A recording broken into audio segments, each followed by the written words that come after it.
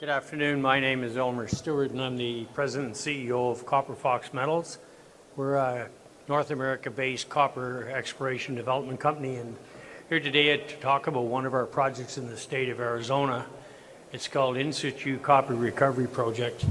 As I walk through this presentation, clearly there are several projects in the state of Arizona. One is which is expected to come into production in the latter half of 2025.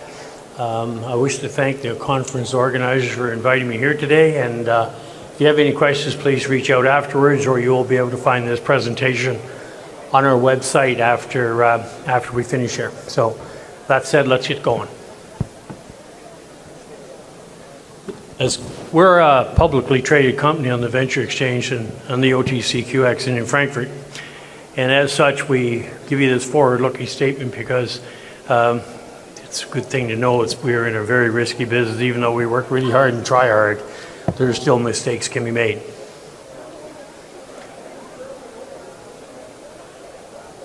This is our ESG policy. We've been practicing this on before ESG became popular. The other thing is too is that this is how we operate. This is how we treat the people in the areas we work around, and local shareholders, stakeholders, and things like that. And so basically, you can look at the slide, and down here you can see some of the entities that we have been working with around the Van Dyke project itself. In-Situ Copper Recovery, commonly referred to as ISCR. What are they? One thing you need to know about these deposits is that not all oxidized copper deposits are amenable to in-situ copper recovery. What I've done here is I've listed on the slide some of the more favorable characteristics that you should be looking for if you're looking at these. And I know they have them in Arizona. I don't know if the mining fraternity in Mexico is actually looking at this type of deposit. And typically, I'm of the suspicion that these things should exist in Mexico because your porphyry copper system is an extension of the laramide system that these things occur associated with in Arizona. So there should be really good potential for in-situ copper recovery projects in Mexico. And I'm not going to walk through all these simple things here because this presentation is available on our slide. But this lists one of the ones we would look for, and anybody that's looking at an in-situ copper recovery project, I would ask you to make sure you go through this checklist and pay attention to it, and because it is important. And now what I'm going to do, I'm going to start talking about our Van Dyke copper in-situ copper recovery project, and that's located in the Miami Globe District of Arizona. In-situ copper recovery. One thing important to notice about this, it's leaching, it's not mining. Very, very simple. The white well is your injection well. The blue well is your recovery well, typically 4 around the injection well. This little box over here, that's the recovery plant commonly called SXEW, very well known in the industry. And this is what you're after. You're trying to recover the copper mineralization out of these little fractures and veins, which were deposited during the laramide event, but over millions and millions of years has been transferred from a sulfide mineral to either a copper carbonate or a copper silicate, both of which are 100% soluble in a very weak acidic solution. You can also see here some of the advantages of the ISCR, and to certain groups that's exceptionally appealing. Clearly makes a lot of sense. And also down here what we show some of the benefits we have, the approach we're going to be taking at our Van Dyke project, and the rationale as to why we're taking that approach.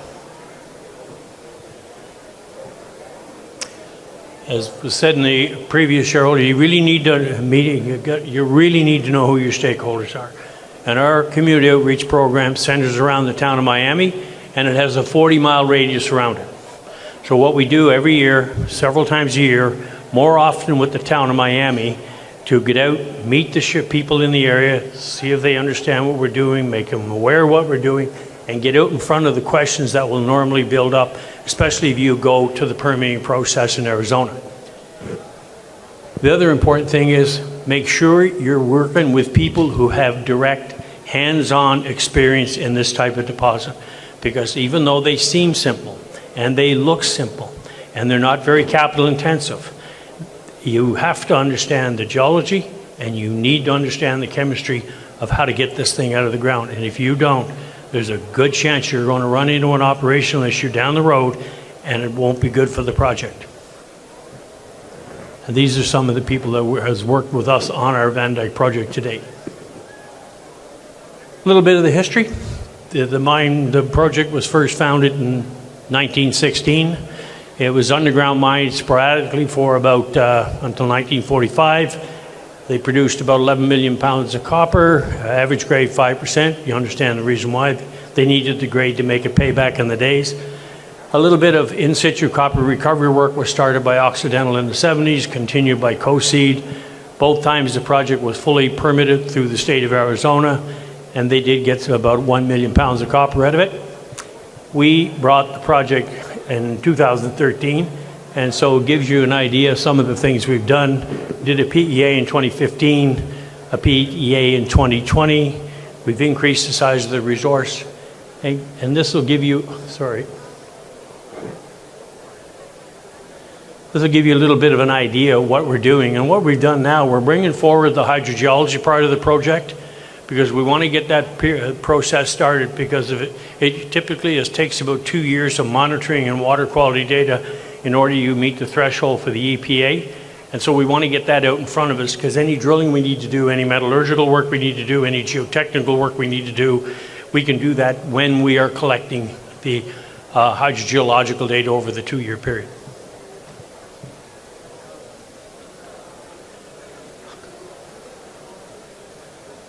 This is what the Van Dyke deposit is. You may have heard of the concept of supergene. That's what it is. 98% of the deposit occurs in the Pinel schist. And as you may recognize from one of the previous slides, the more simpler the geology you have of the deposit, the better it will be. The mineral zonation, it's clear. It's the upper leach cap, clay, jarosite, hematite, limonite. That's your leach cap. Sometimes that may be considered to act as an aquitard, which is considered a positive thing, i.e. cap rock. Then you walk into the oxide zone. You transition into the transition zone, which is really a mix zone of copper oxides and chalcocite. You can get the copper oxides. You might get a little bit of the chalcocite, but don't bet on you're going to get a lot of the chalcocite. And then obviously you just transition right into the primary copper sulfides. And the other thing is that the deposit, the geometry of the deposit is important, and also they have very small footprint.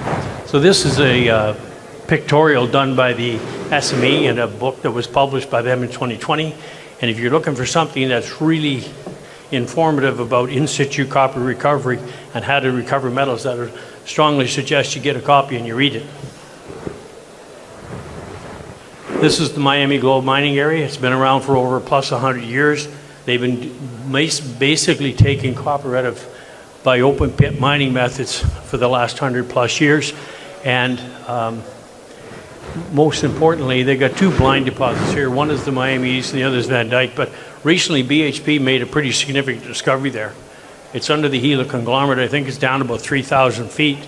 And they call it the Ocelot project. They haven't said much more about it. But based on what they have said, it looks like it's got some very serious potential. Down at the bottom of the slide, you're going to see a cross-section across the Miami Globe district. You can see here where the historical mining has taken place. And I point out on the I guess that'd be your right-hand side, the Miami Fault. That is very strategic in being able to preserve the Van Dyke deposit. And right on the right-hand side of the presentation, you can see where the Van Dyke is. Gila conglomerate sitting on top of it, the oxide zone, the sulfide zone.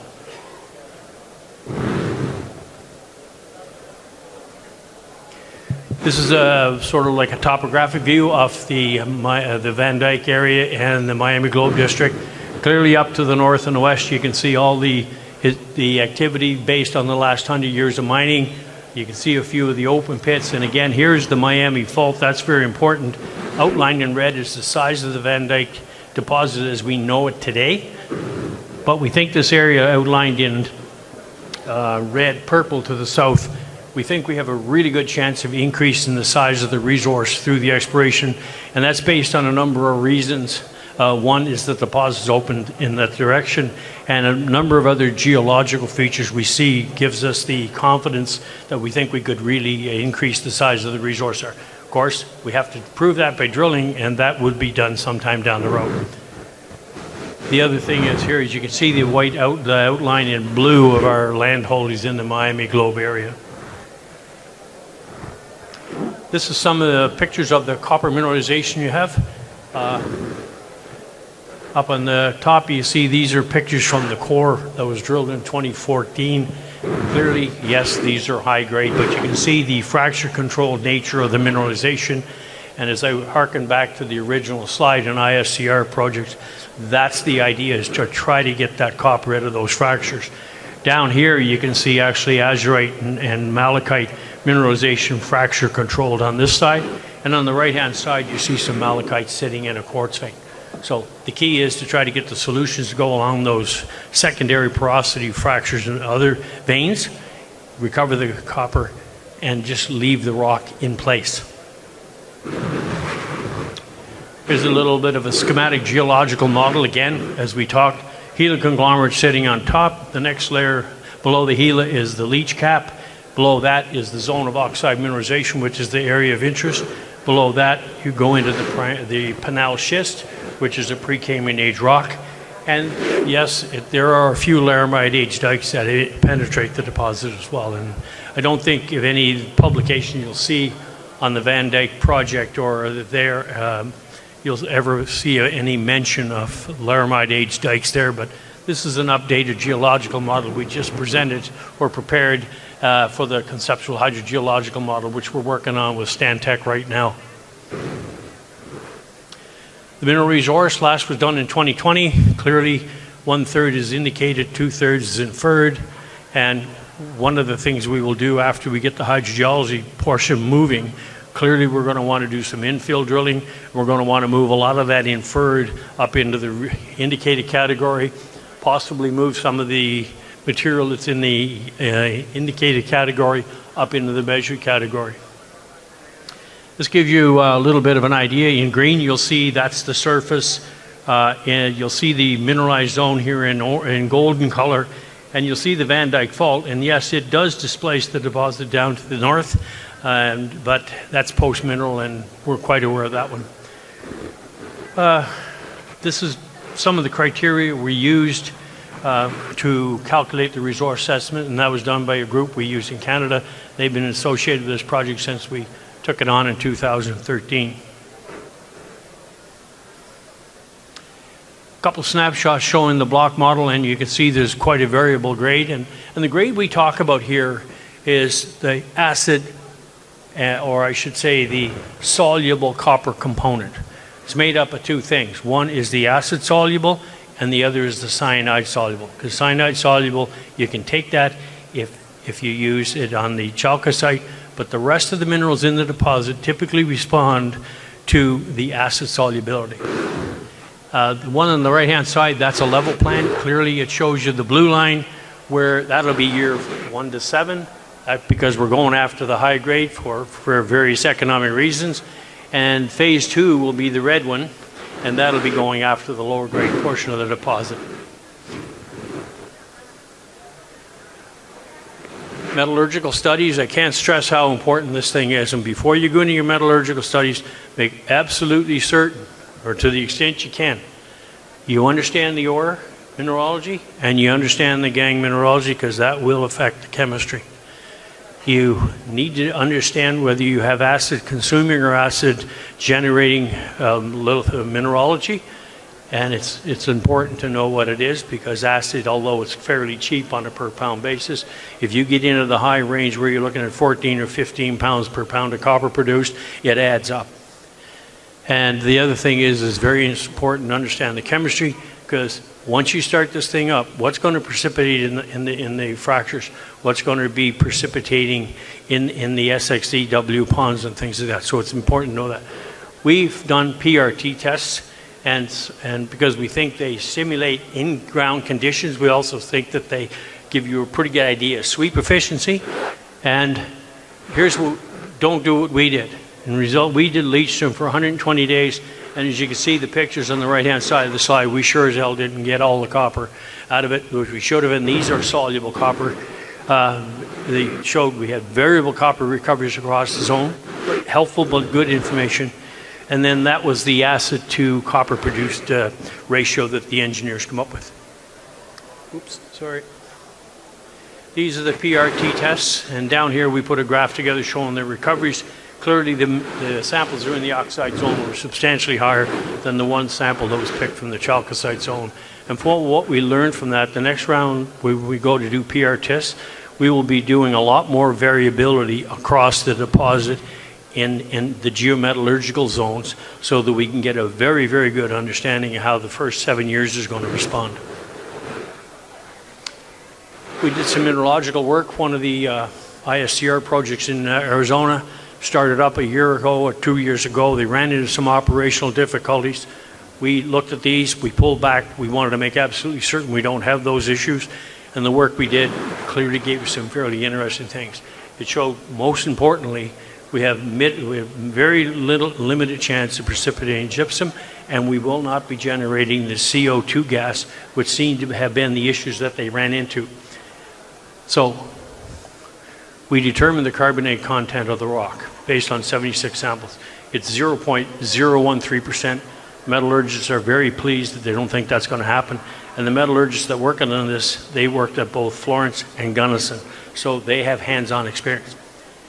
The test work also showed that, copper recoveries in the oxide zone, you can see it's 65%. The level of oxidation that we determined in the oxide zone for this deposit is about 65%, which is what we would expect. And this was based on 120 days, 72-day leach period, 72-hour leach period. Pregnant solution, grades are all over the place, and that's just simply a function of mineralogy and grade. This is the project infrastructure that was set out in the 2020 PEA. That is currently under review because we are planning and moving the project to the pre-feasibility stage. So a lot of the infrastructure will go under a review. There will be site selections, and over a period of time we will select which site's going to be the one we will probably go forward with in the preliminary feasibility stage. Now, one of the interesting things, most of the projects you'll find in Arizona, they've all been developed from surface. We're not going to do that. We're going underground because we want to avoid the known aquifers in the area, which is about 500 feet below surface. We want to come in under that. And this pictorial shows you the decline that's going down, spiral ramp, and you can see where the first phase and second phase production ramps are going to be. They're above the deposit. We're going to stay in the heloconglomerate. We don't want to get into the leach cap. We don't want to breach that. And we don't expect much water in the inflow, primarily because of the reports we got when they sunk the shaft down to 1,700 feet.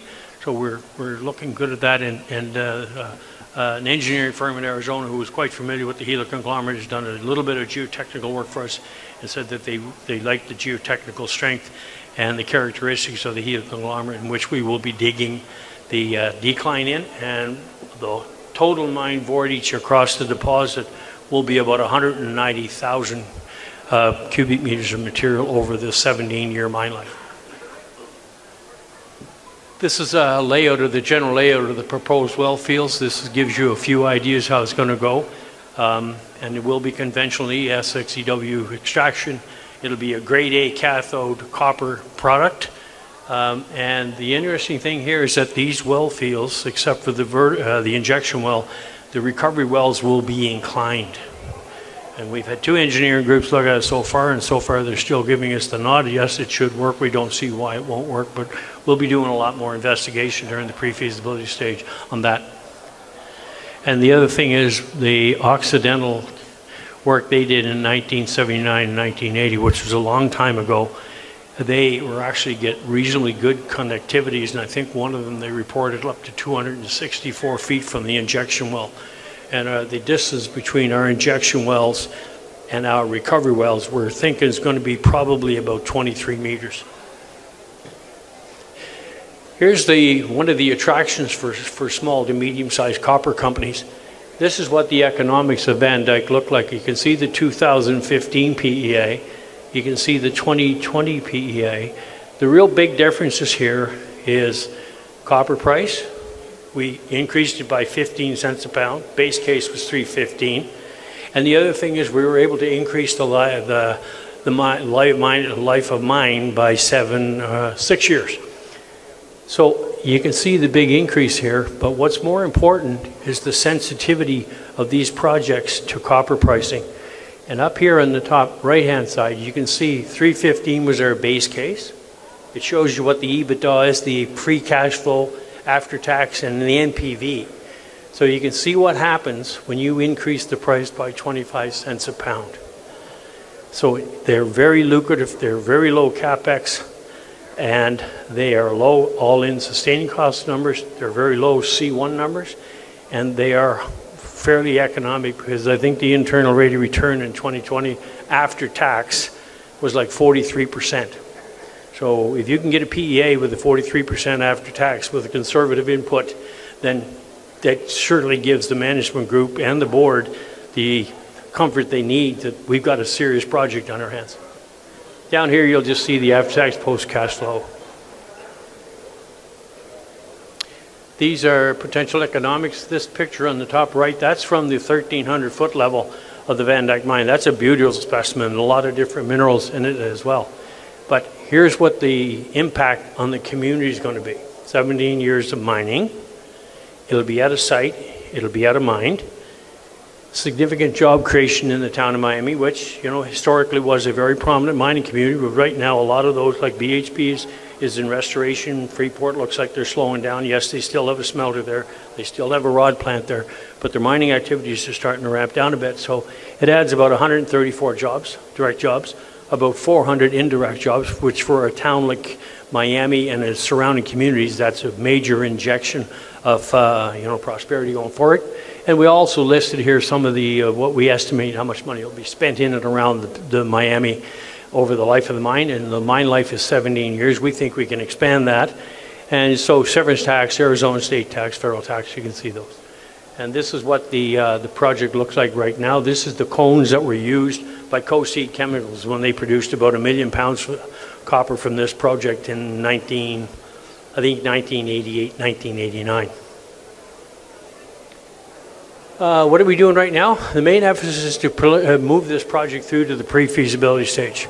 Copper Fox takes a very conservative approach to just about everything we do because we've been in the mining business quite a bit, a lot of experience, and we know by making a simple mistake now, and if it's not caught down the road, there could be a lot of serious consequences, and even major companies run into this now and again. So we've done the wildlife, we've done stakeholder engagement. We did a lot of work on the analysis of the fornacial waters, the Gila conglomerate. All these things here have been done. What we're doing now, as I said earlier in the presentation, we're focusing on getting the hydrogeological grid built out so it covers the project sufficient for EPA and ADEQ thresholds. And once we get that done, we hope that's done when the conceptual site model is completed. And we're hoping to get that done in Q2 of 2025. And once that's done, then we'll build out the monitoring wells. It also gives us water sampling points. And we started the monitoring and water sampling in probably mid-2024, and we're collecting that data now. The monitoring data is collected on a daily basis. The water quality is collected on a quarterly basis. That's a picture of the old head frame at the Van Dyke. It was constructed in 1919. It's still standing, and the town of Miami is very proud of this historical feature. And so that ends my presentation, so I'll open the floor to questions, if any.